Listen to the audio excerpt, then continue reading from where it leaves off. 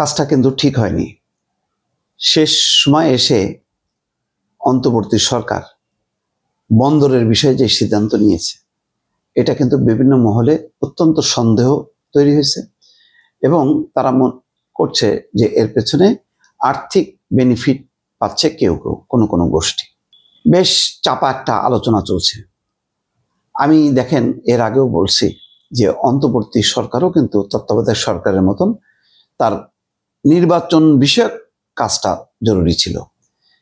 হ্যাঁ, অতিরিক্ত দায়িত্ব সংস্কার এবং বিচার, কিন্তু নির্বাচন হলো 1 নম্বর, আর বিচার সংস্কারের চলমান।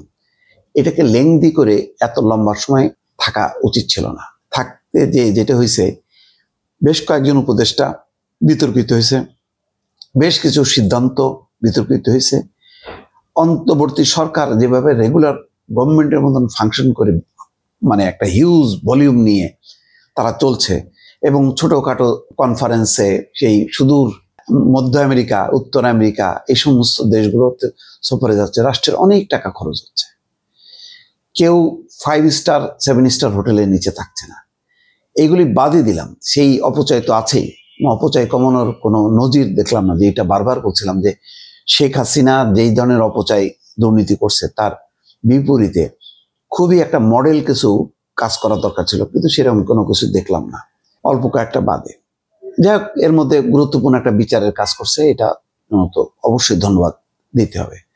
সংস্কারের ব্যাপারটা যদি অসাধারণ, যদি একটা তত্ত্বাবধায়ক সরকার পাইতাম, যেটা আর মানে বিচার বিভাগকে ছাড়া, সেটা ভালো হতো। এবং এটা যদি এইবারই ইমপ্লিমেন্ট হতো, অর্থাৎ তত্ত্বাবধায়ক সরকারের 15 বছরের আন্দোলনের প্রেক্ষিতে মানুষ প্রথম তত্ত্বাবধায়ক সরকারের অধীনে নির্বাচন করতেছে, এইরকম একটা দৃষ্টান্ত স্থাপন করতে পারলে ভালো হতো। এর মধ্যে দেখেন, বন্দর নিয়ে 2টা বন্দর দিয়ে দেওয়া হলো। কেন দেয়া হলো, কিভাবে দেয়া হলো, তার স্বচ্ছতা কি, তার জবাবদিহিতা কি, কোনো খবর নাই। একটা ধানাই পানাই জাল জালিয়াতি নির্বাচন করে আসা সরকারও এটা করলে তাও একটা মানানসই হয়। কিন্তু এইবারের যেটা হলো, একটা একেবারে ঝুলন্ত সরকার, গণঅভ্যুত্থানের সরকার। সেই সরকার বন্দর অন্য গুরুত্বপূর্ণ কোনো নীতি নির্ধারণী কাজ করার অধিকার আপনাকে দেয়নি, কিন্তু আপনি করে যাচ্ছেন।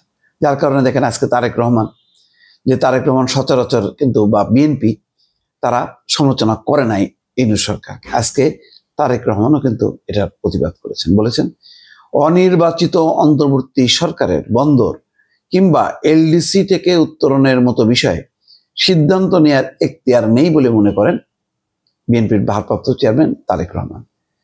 কেন এগুলির মধ্যে যেতে হচ্ছে? করলে তো অনেক কিছু করা যায়। বিতর্ক আপনি করবেন, এটা উচিত না। তারেক রহমান বলছেন যে একটি দেশ যেই সরকারকে নির্বাচিত করেনি, সেই সরকার দেশের দীর্ঘমেয়াদী ভবিষ্যৎ নির্ধারণ করে দিতে পারে না।